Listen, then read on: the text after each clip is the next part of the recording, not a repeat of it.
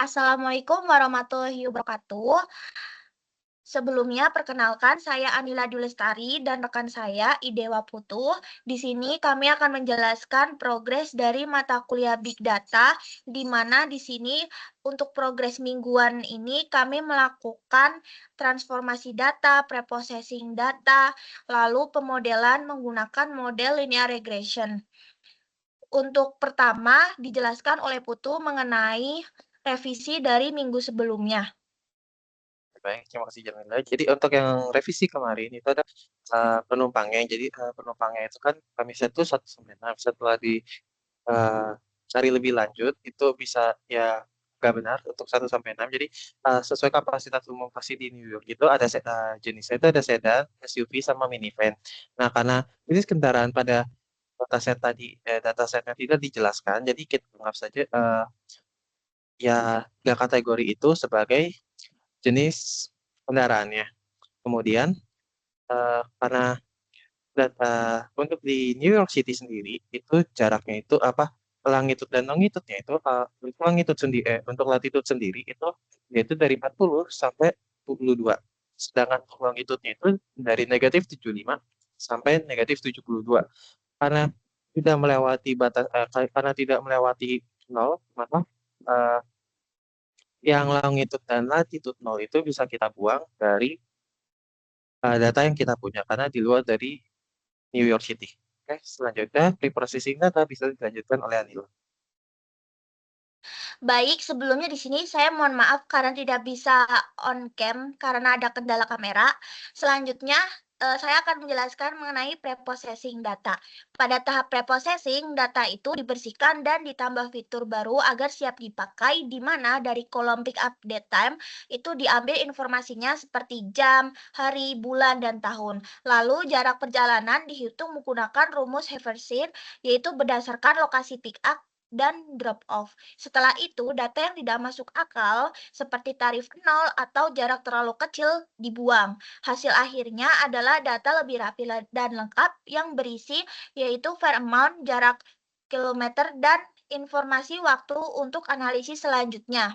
Setelah dilakukan preprocessing data, dilakukan tahap transformasi data dan implementasi model. Pada tahap transformasi data, semua fitur disiapkan agar bisa dipakai oleh algoritma machine learning di PySpark. Kolom waktu seperti jam penjemputan, hari dalam minggu, dan bulan diubah menjadi angka menggunakan string indexer dan kemudian menjadi vektor biner melalui metode one-hot encoder. Nah, fitur numerik seperti passenger count, tahun, dan jarak km itu digabungkan dengan vektor assembler lalu distandarisasi memakai standar scalar agar skalanya seimbang. Setelah itu, semua fitur yang sudah diproses itu digabungkan menjadi satu vektor bernama future, di mana seluruh rangka ini dimasukkan ke dalam pipeline dimasukkan ke dalam pipeline agar prosesnya itu otomatis dan konsisten. Setelah pipeline diterapkan, data dibagi menjadi data train dan data testing, di mana untuk data trainingnya sendiri 80% dan data testingnya sendiri yaitu 20%.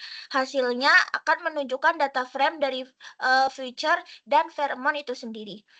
Nah, selanjutnya, bisa dilihat bahwa hasil korelasi setelah melalui, fitur engineering itu menunjukkan bahwa jarak km itu memiliki korelasi sebesar 0,38 dengan Fairmont. Artinya jarak cukup berpengaruh, di mana semakin jauh perjalanan harga cenderung naik. Sebaliknya pada passenger count itu hanya memiliki korelasi 0,006 sehingga hampir tidak mempengaruhi harga. Jadi faktor utama yang menentukan Fairmont adalah jarak perjalanan bukan jumlah penumpang. Untuk selanjutnya akan dijelaskan oleh rekan saya. Jadi untuk lanjutannya itu ada ambil sampel 1% dari data yaitu fractionnya 0,01 dari dan juga dikonversi dari data dan dikonversikan ke panas. Jadi untuk biar sampel itu kita ambil 0,01%, 0,01 berarti 1% dari dataset yang udah di cleaning yaitu tadi yang sudah di cleaning itu ada 50 juta berarti ya 50 juta berarti dataset untuk sampel di sini adalah 500.000 data. sekitar 500.000 data. Kemudian buat visualisasinya contohnya itu ada box kita di sini menggunakan box plot sama scatter plot. Nah, di sini box plot ini di tampilannya teksnya itu adalah jam penyebutan yaitu ada fair amount-nya. Kemudian dengan judulnya itu harga taksi berdasarkan jam. Nah, bisa dilihat di sini banyak sebenarnya untuk 500 data sampel yang kita punya itu agak lumayan banyak pencilannya, outlier-nya. Nah, kemudian untuk scatter plot sendiri dengan harga itu ada scatter plot yang kita buat tuh antara harga harga tarifnya dengan jarak kilometernya. Nah, untuk jaraknya itu cukup berpengaruh karena semakin jauh jaraknya semakin tinggi juga harganya, tapi kurang padat.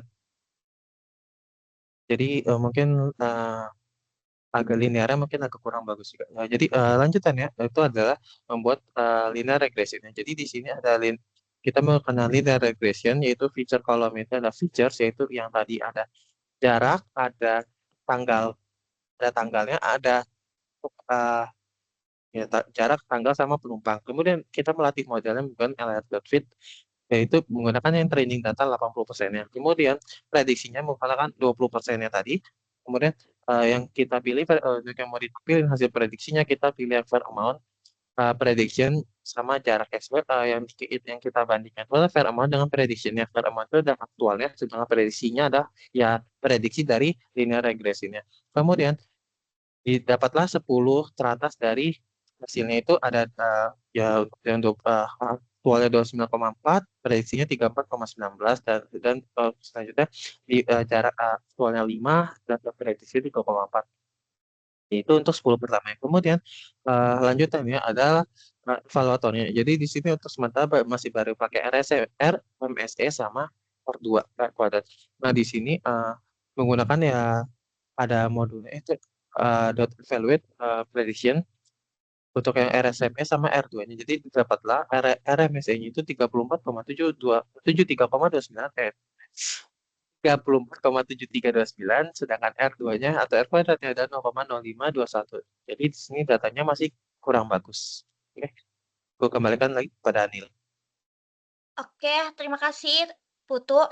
Untuk kedepannya di sini kami akan melakukan optimasi untuk dari model yang telah kita lakukan eksperimen dan pembuatan laporan. Sekian dari kelompok kami. Terima kasih. Wassalamualaikum warahmatullahi wabarakatuh.